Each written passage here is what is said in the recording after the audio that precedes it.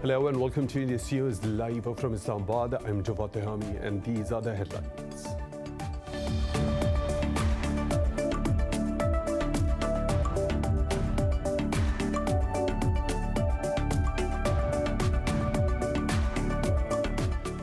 The Taliban say they welcome and support the exit of all US and NATO troops from the main Bagram air base.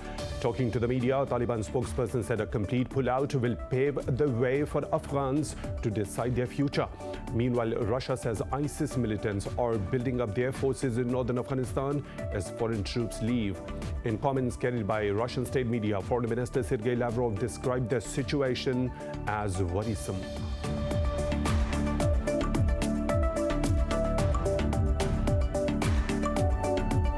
Indian troops have martyred 4 more civilians in occupied Jammu and Kashmir's Pulwama district. The youths were targeted during a cordon and search operation in the Rajpura area of the district. The occupying forces have killed over 380 Kashmiris since the revocation of the occupied valley's status in August 2019.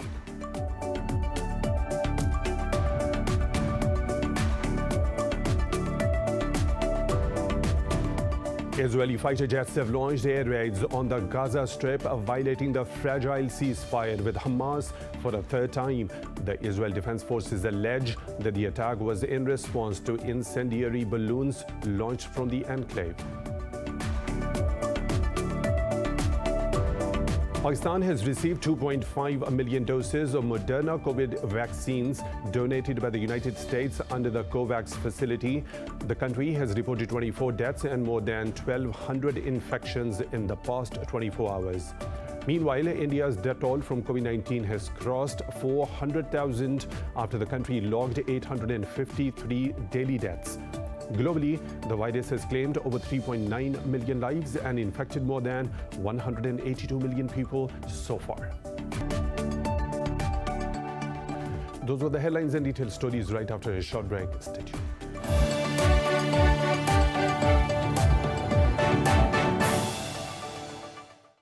Welcome back, and now for the news in detail. All US and NATO troops have left the biggest air base in Afghanistan, signaling the complete pullout is imminent.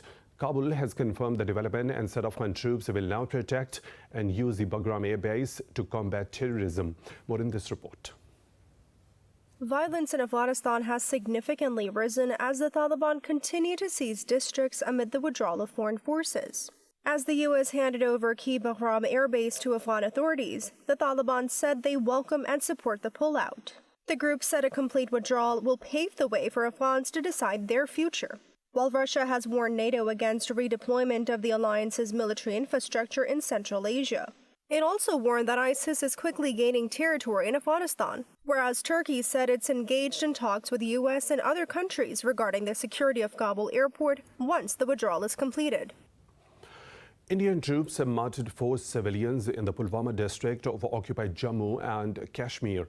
The youths were targeted during a cordon and search operation in the Rajpura area. Meanwhile, Pakistan's Foreign Office has condemned the extrajudicial killings of Kashmiri youths.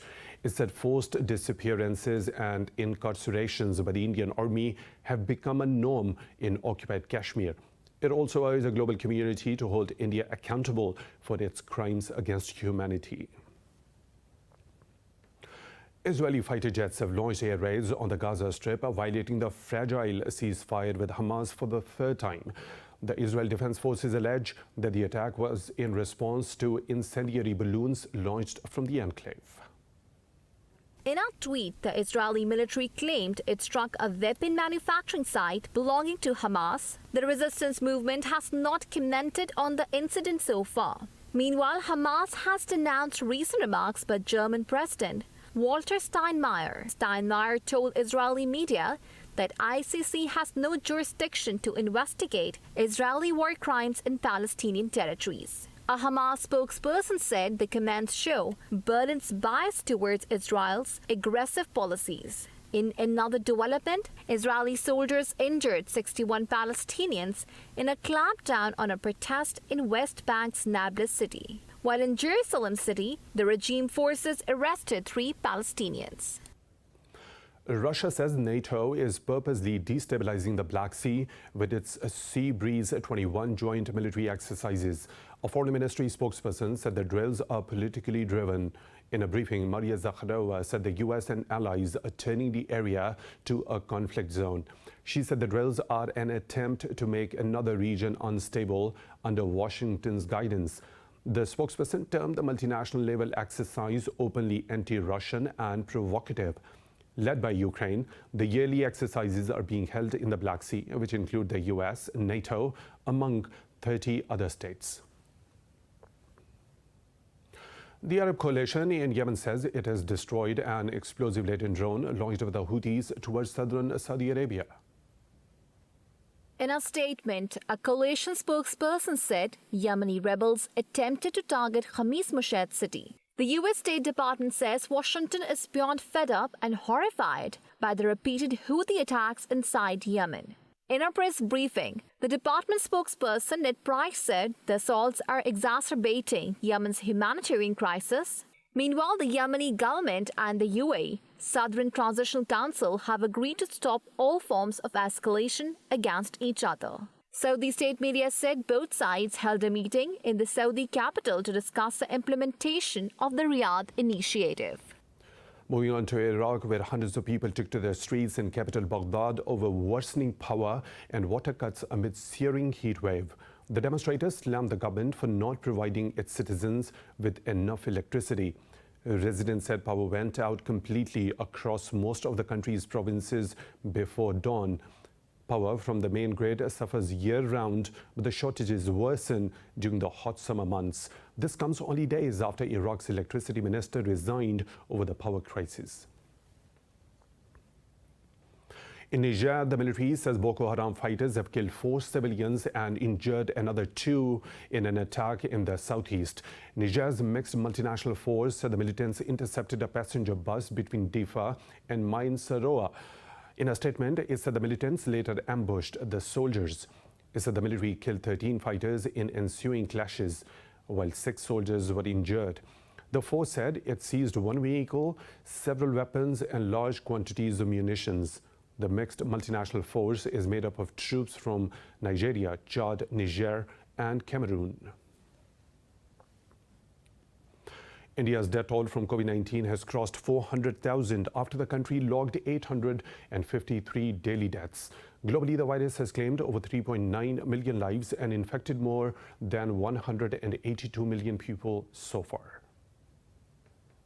Amid the spread of Delta variant, the emergence of new COVID-induced diseases and vaccine controversies are threatening gains made in the fight against the pandemic. Scientists are warning that after black fungus in India, more dangerous and even deadly fungal infections have spawned in critically ill coronavirus patients globally. In Bangladesh, the streets of the capital Dhaka are eerily empty, except for soldiers implementing a national lockdown. The Delta variant is also said to badly impact summer tourism, which is vital to southern Europe's economies. Meanwhile, a nighttime curfew is imposed in several Portuguese municipalities as authorities scramble to contain a surge. The government decided that in municipalities with high or very high risk, with an incidence rate of 120 or 240, there will be a restriction of circulation on public roads from 11 p.m. We are not in a position to consider the pandemic under control, and I urge everyone to continue to comply with the rules and to avoid risky behavior. Thailand has reported record deaths for the 3rd day in a row. Indonesia is tripling its oxygen supplies to hospitals as the Delta variant worsens the outbreak. The variant has also driven South Korea's daily count of cases to the highest level in nearly 6 months. Meanwhile, Australia has announced to halve the number of international arrivals as Canberra battles to contain outbreaks of the Delta variant. To temporarily reduce commercial inbound passenger arrivals to all major ports by 50% from current caps to reduce the pressure on quarantine facilities due to the increased risks of the Delta strain of the virus. The White House has sent out special teams to hotspots across the country to combat the Indian strain. Over on the south, sanctions-hit Venezuela has begun administering Cuba's Abdala vaccine in the country. Meanwhile, the African Union has slammed the EU for hoarding vaccine supplies, saying not a single jab was sent to Africa.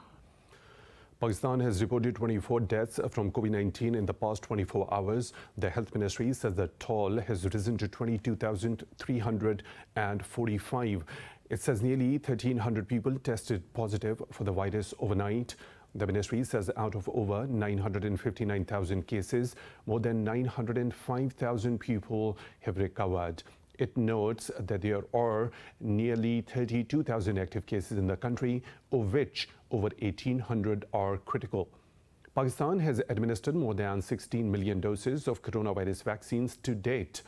The country has received 2.5 million doses of Moderna COVID vaccines donated by the United States under the COVAX facility.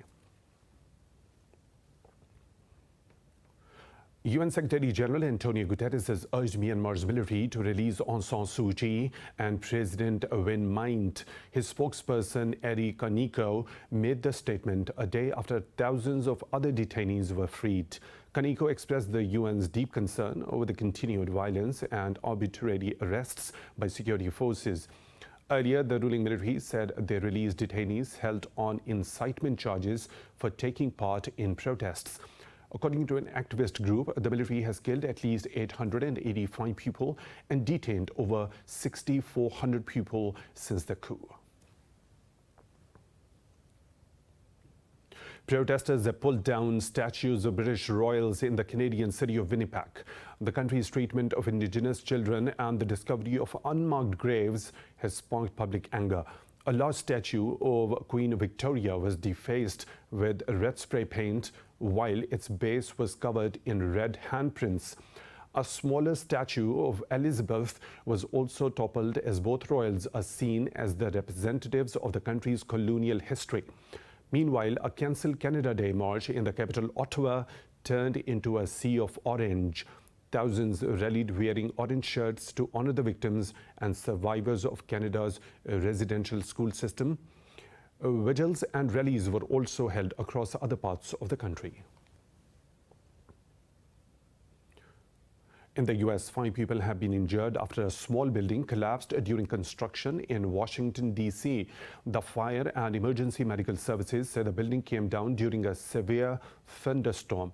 4 construction workers were immediately pulled from the wreckage, while one remained trapped for almost 2 hours before being rescued. The rescue service says no worker has life-threatening injuries. In Canada, a wildfire that began after record-breaking temperatures has destroyed most of Lytton town in British Columbia. Parliamentarian Brad Weiss said the town has sustained structural damage and 90% of the village was reduced to ashes. He added the fire also caused extensive damage to hydro stations and highways, limiting access to Lytton by road. The government officials have given out fresh evacuation orders as more wildfires tear through the province. Earlier, British Columbia Premier John Hogan said more than 1,000 people in Lytton were evacuated. Nearly 500 people have died due to the record-breaking heat over the last 5 days in British Columbia. It's time for a short break. We'll be back with more stories. Stay tuned.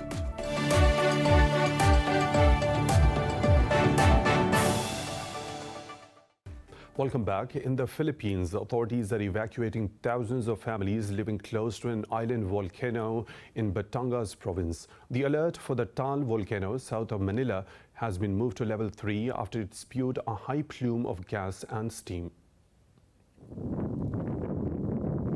A presidential spokesperson said the government has deployed military to help move the residents away from the danger zone. In a statement, he asked the residents to remain vigilant and cooperate with authorities should the need for evacuation arise. The seismology agency said that the towns of Onglo-Silo and Laurel are in danger from the eruption and volcanic tsunami. The agency said it has recorded 29 volcanic earthquakes in the past 24 hours. Taal spewed clouds of ash in January last year, prompting the evacuation of more than 100,000 people.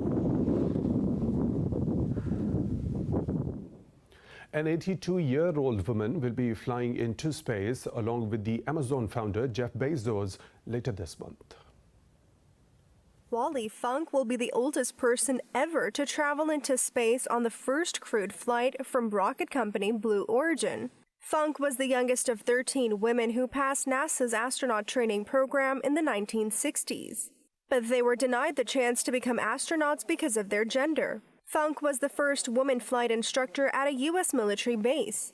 She was also the first woman to become an air safety investigator for the National Transportation Safety Board. She is due to join Bezos' brother, Mark, aboard the New Shepard rocket, as it ascends more than 62 miles above Earth to suborbital space. The passengers will experience a few minutes of weightlessness and marvel at the planet's curvature through viewing windows. In northern Italy, extraordinary measures are undertaken every year to save the Presena glacier from melting.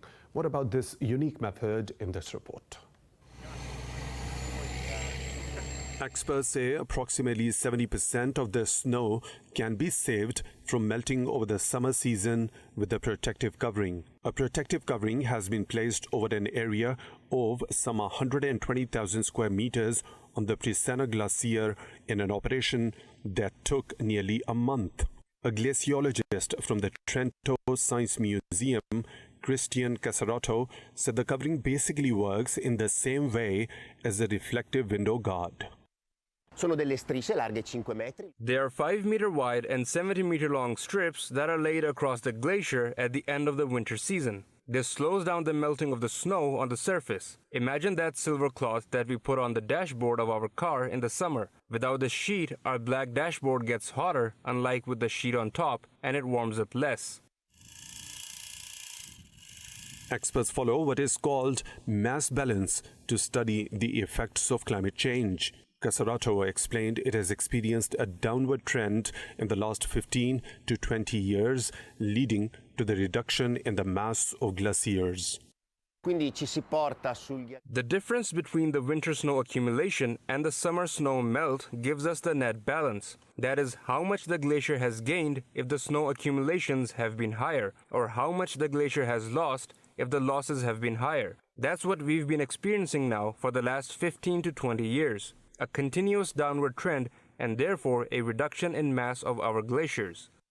Casarato explained how studying glaciers can teach us about the direction we are headed towards. According to him, the study arms us with the knowledge we need to correct our course and make sustainable policies for the betterment of future generations.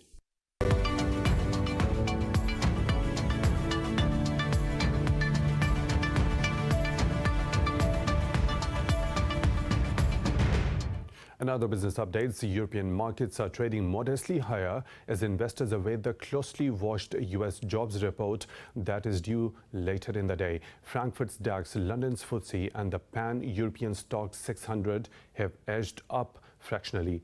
The CAC 40 in Paris and Italy's FTSE MIB are trading flat.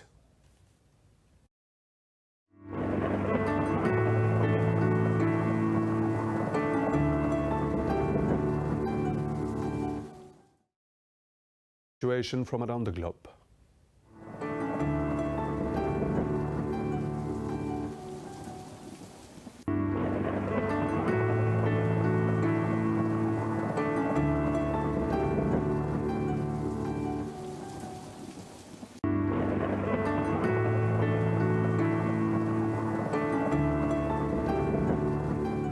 And that is all for now. With the latest updates, you can follow us on social media at Indus News.